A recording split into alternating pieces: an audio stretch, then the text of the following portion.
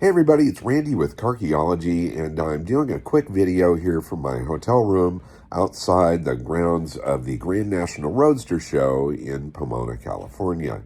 And this is day 3 of the event. It's a Friday, Saturday, Sunday event with move-in on Thursday. So I've been up here dealing with this whole weekend here for quite a few days. And I woke up this morning and I'm kind of reflecting on this past week.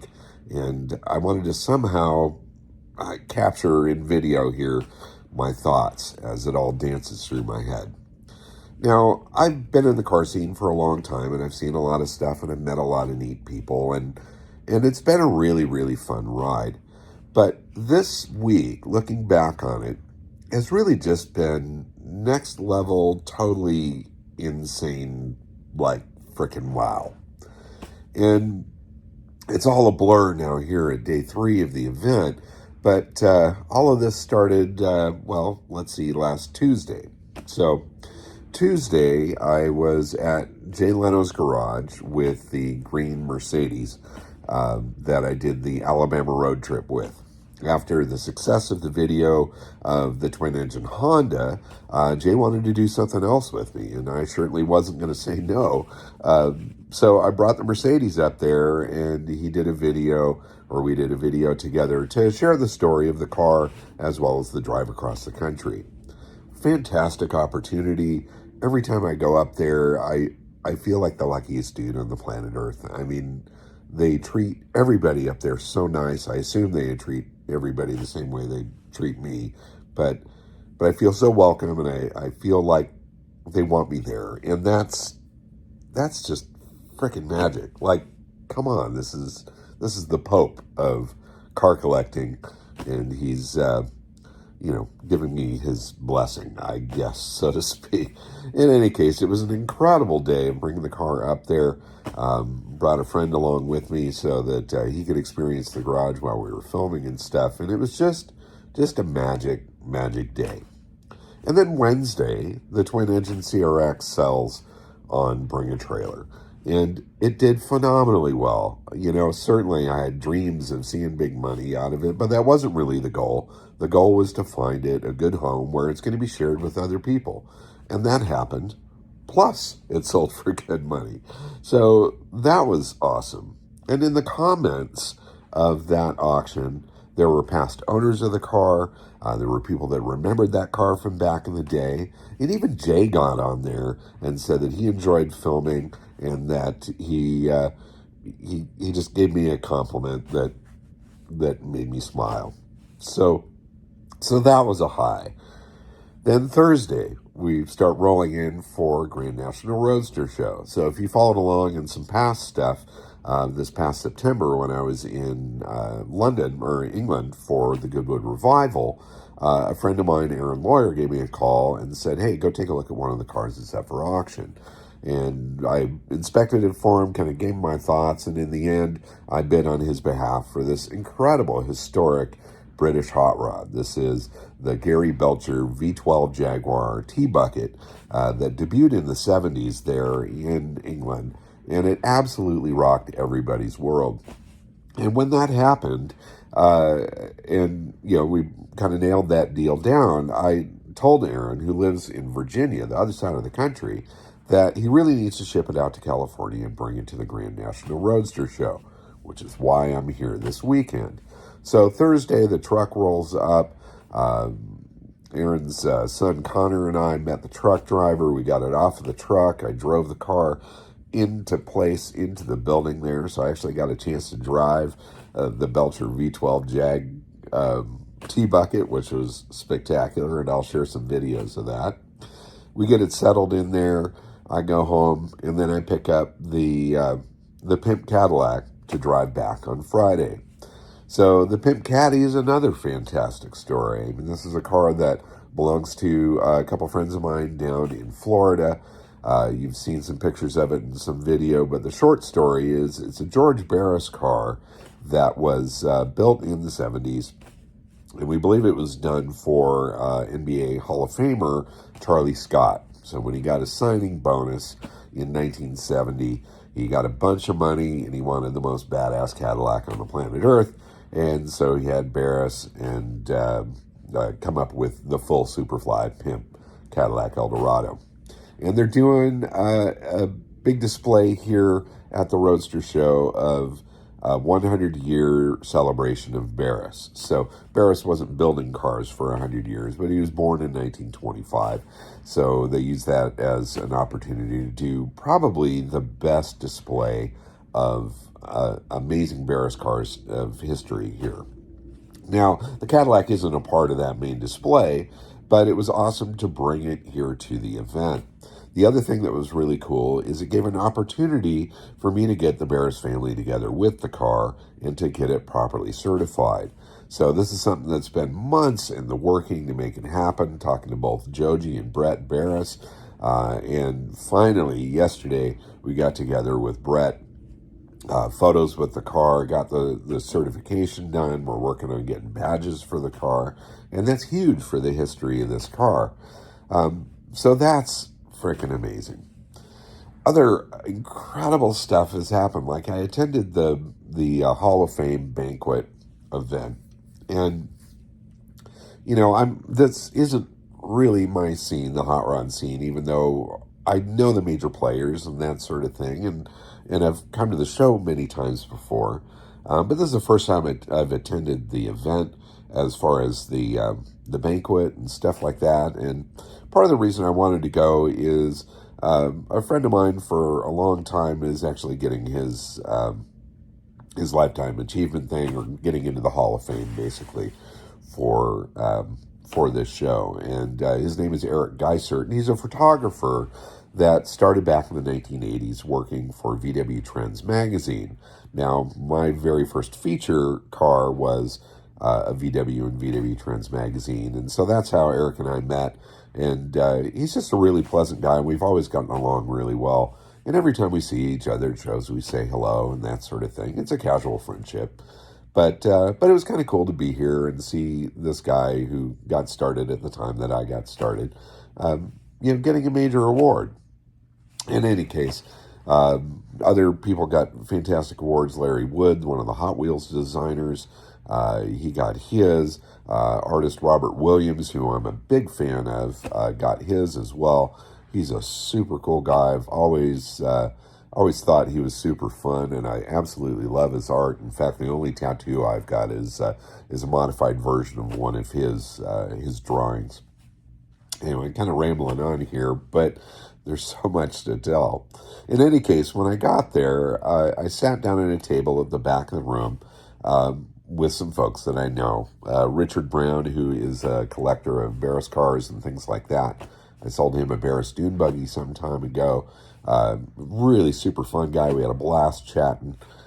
Keith Dean, who's the son of Dick Dean, is somebody that I've known for a while as well. He worked on one of the TV shows that I was a producer on, Chopping a Top on a Mercury and on a Chevy Corvair van. In any case, Keith is an awesome dude. I really like his just mellow persona, and he's just super friendly. And the history that's in his family and the cars that have gone through his hands are spectacular. The craziest thing is that he and I live about a half an hour apart. It's not far, and every time we get together, I think we enjoy each other's company, yet we've never really gotten together. I've never gone to see his shop, but that's definitely on the list. In any case, we sat at a table together. Then these two young men come and join us. Turns out they're the grandsons of legendary lead slinger Bill Hines. Now, a Hines story, many, many years ago, I was taking a pinstriping class at Cerritos College with my girlfriend, who's now my wife. And after class, a bunch of people were going to go down to Bill Hines' shop because he was always there working. And it was this really magic workshop space. Bill Hines was this little guy. He was quite twisted and crooked. He always had a big cigar in his mouth. And, he acknowledged our presence there, but it's not like he held court and talked to us or anything. He just kind of let us youngins watch him do his work.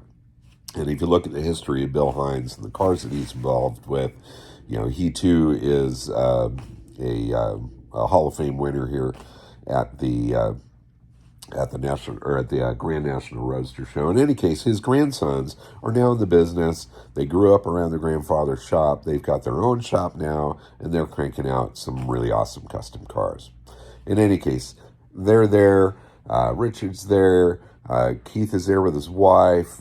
Keith's brother is there with his wife, and we've got 2 open seats. The hall is filling up, and again, we're right towards the back of the room. And then in rolls Gene Winfield in his wheelchair with his caretaker. And Gene's looking pretty tired after a long day of signing autographs and that sort of thing. And so we step up and move around a little bit and offer him a seat, get a chair out of the way so Gene can be at the table. And there we are in the presence of the legend himself, Gene Winfield. Now, Gene is probably one of the most beloved characters in this whole incredible custom car world right now.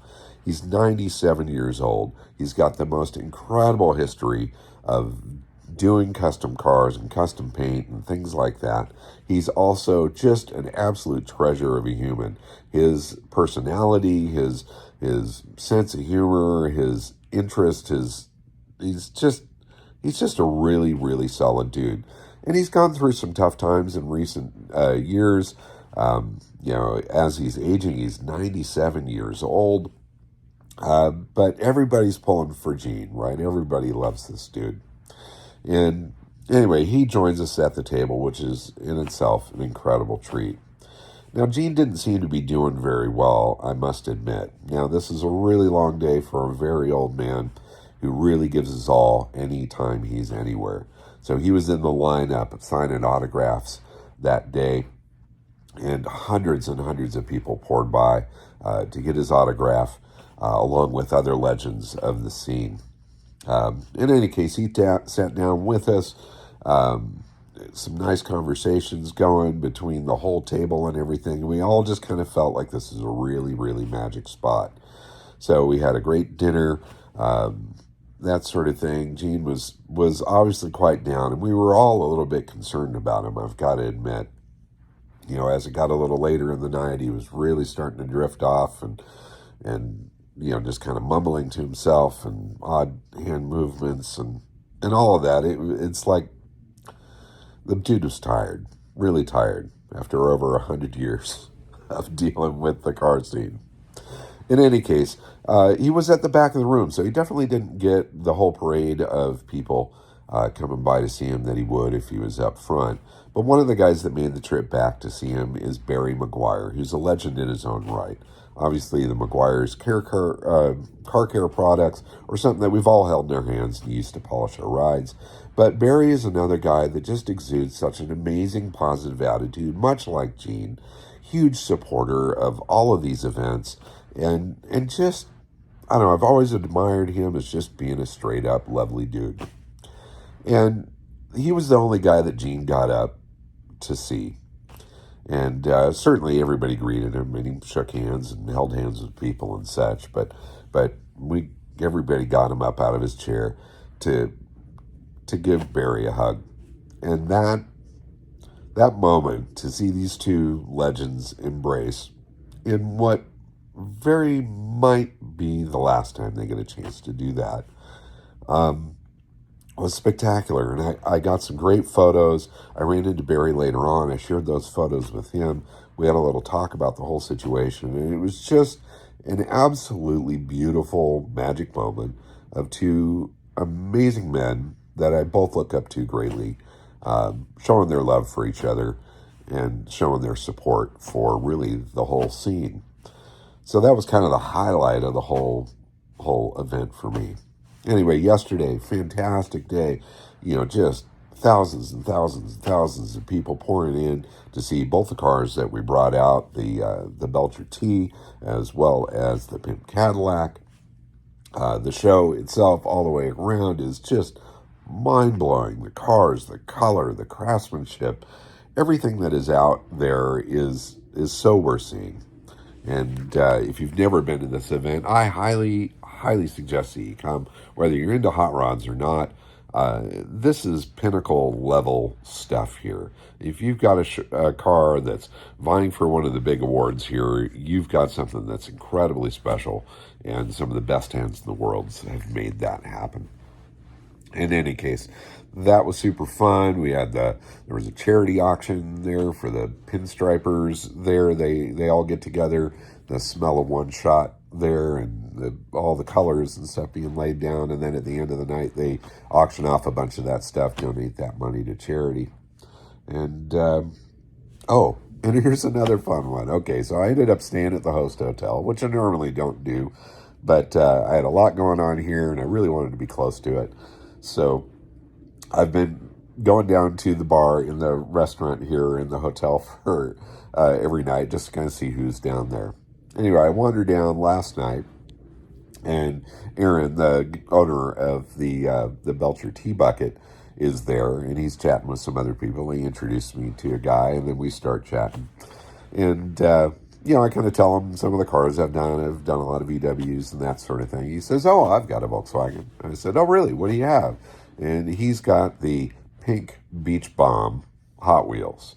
So if you're familiar with Hot Wheels cars at all, the most valuable Hot Wheels car ever is this prototype Volkswagen bus called the Beach Bomb. It has a little surfboard sticking out of the back, and the rarest one of all is one that is in pink.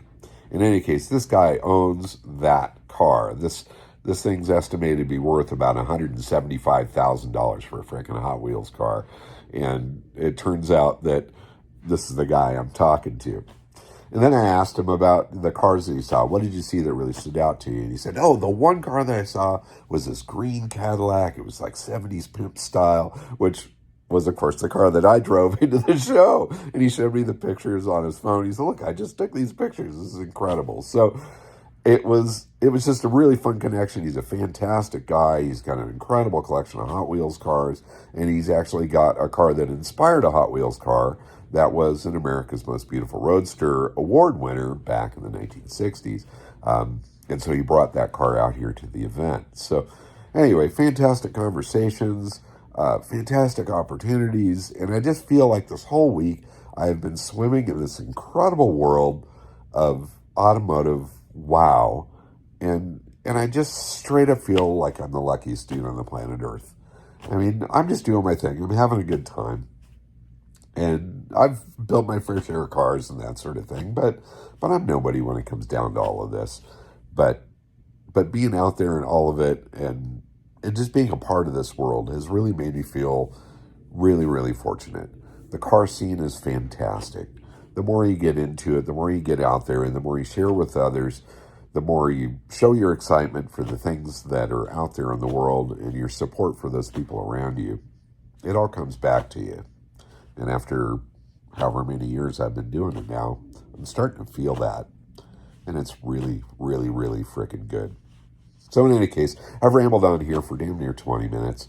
Hopefully it was interesting to you, and hopefully it inspires you to stay tuned for some actual video highlights of some of this incredible stuff that I've seen this week.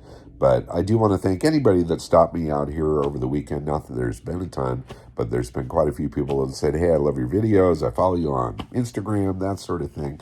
And all of that makes me feel like I'm a part of it. And really, that's been the dream my whole life. So in any case, thanks so much for watching. Please keep on digging them up and driving them. And get out there. Meet these people. Play with cars. That's what life's all about for me.